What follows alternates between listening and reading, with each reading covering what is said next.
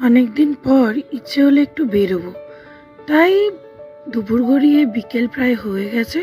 তখন সোনাকে রেডি করে বেরিয়ে পড়লাম বাইক নিয়ে।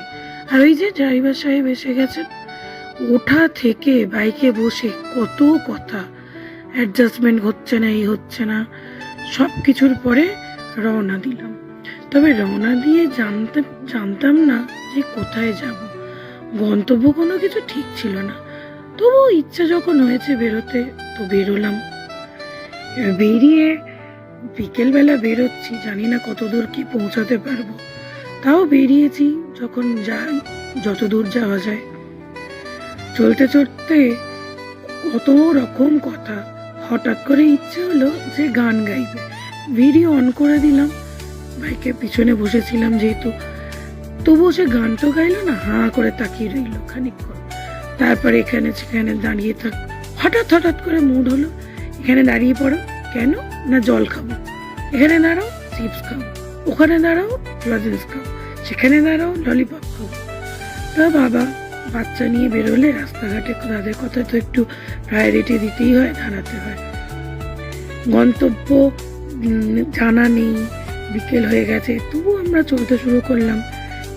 অন্তত রাস্তার মজা তো নিতেই পারি। রাইড দিয়ে বেরিয়ে রাইডের মজাটা আমার বেশ ভালো লাগে। হ্যাঁ, যখন ড্রাইভার সঙ্গে থাকে, আহা, সে কিছু মানে কি বলবো। চেনা রাস্তাগুলো কেমন যেন একটা মানে অদ্ভুত ভাবে ভালো লাগে।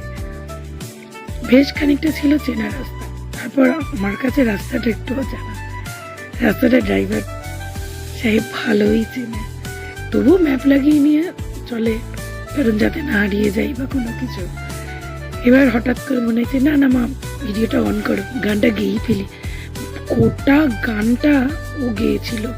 কি গান, সেই গানটার লাইনগুলো কোনোদিন আবার ভিডিও করে পোস্ট করব। পুরো গানের লাইনগুলোকে এই বয়সে ও মনে রেখে গায়, এটা একবার কজন পারে, অনেকেই পারে, তবে আমার শোনা করে সেটা আমার কাছে খুব অনেকটাই বড় ব্যাপার।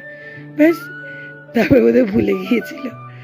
এরপরে বুঝতে পারছি আস্তে আস্তে সূর্য অস্ত যাবে, তো সেই ভালো লাগার সেই দৃশ্যটা, এই বিকেল পড়ন্ত বিকেলটা বেশ ভালো লাগে। কিন্তু দেখতে দেখতে আমরা চেনা রাস্তা ছেড়ে এবার একটু অচেনা রাস্তার দিকে চলে যাব।